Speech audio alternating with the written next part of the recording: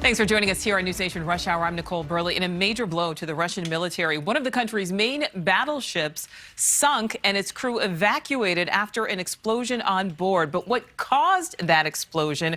Well, that depends on who you ask. This is the Moskva. The guided missile cruiser named after Russia's capital Moscow was the flagship of the Kremlin's fleet in the Black Sea. Now it's been blown off the battlefield. The same ship that called for a Ukrainian surrender on Snake Island in the war's early days, only to be met with an explicit rejection that made international headlines and highlighted Ukraine's fierce defiance.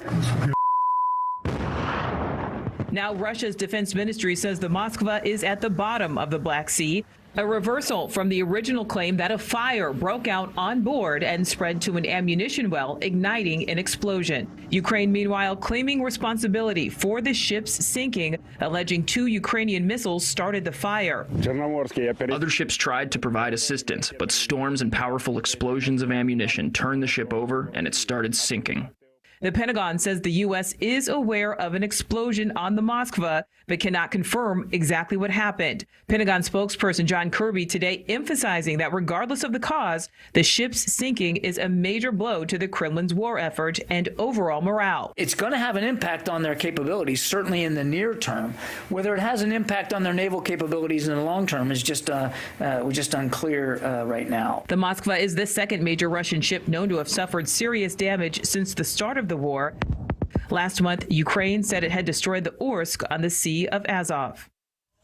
All right, I'm joined now by retired Marine Colonel Mark Kansian. He's currently a senior advisor at the Center for Strategic and International Studies. So, Colonel Kansian, the Kremlin now admitting its flagship has sunk in the Black Sea. How big of a blow is that for the Russian military?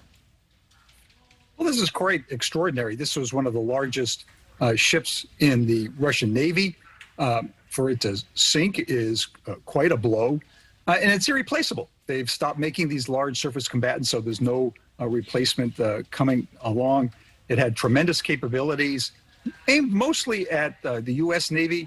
I might disagree a little, actually, with the Pentagon in that in the short term, I don't think it's going to be a big effect because this is not the kind of ship that would be usable in the current conflict, but it would be usable if there were ever a conflict with the United States and NATO. And to lose your flagship like that is really quite a blow to any Navy. Right, and the fact that Russia's admitting it, but a report this week says Russia claims major advances in the southern port city of Mariupol. What would it mean if Russia were, in fact, able to capture that city? Well, it would do a couple of things for Russia. They've been making steady progress, but at very high cost in the city. It looks like in the last couple of days, the defenders are running out of ammunition and maybe endurance.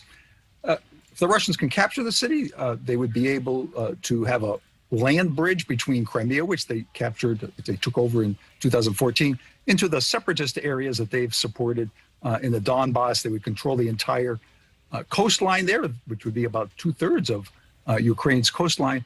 And also for the conflict, they'd be able to free up some forces for a push north and to attack the Ukrainian forces in the Donbass area.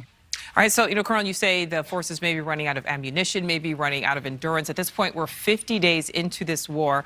Where does Russia go from here? Well, Russia is entering what I would call the third phase of the war. The first phase was the first couple of days when they tried this blitzkrieg to capture Kyiv and other cities and overturn the Ukrainian government. That failed.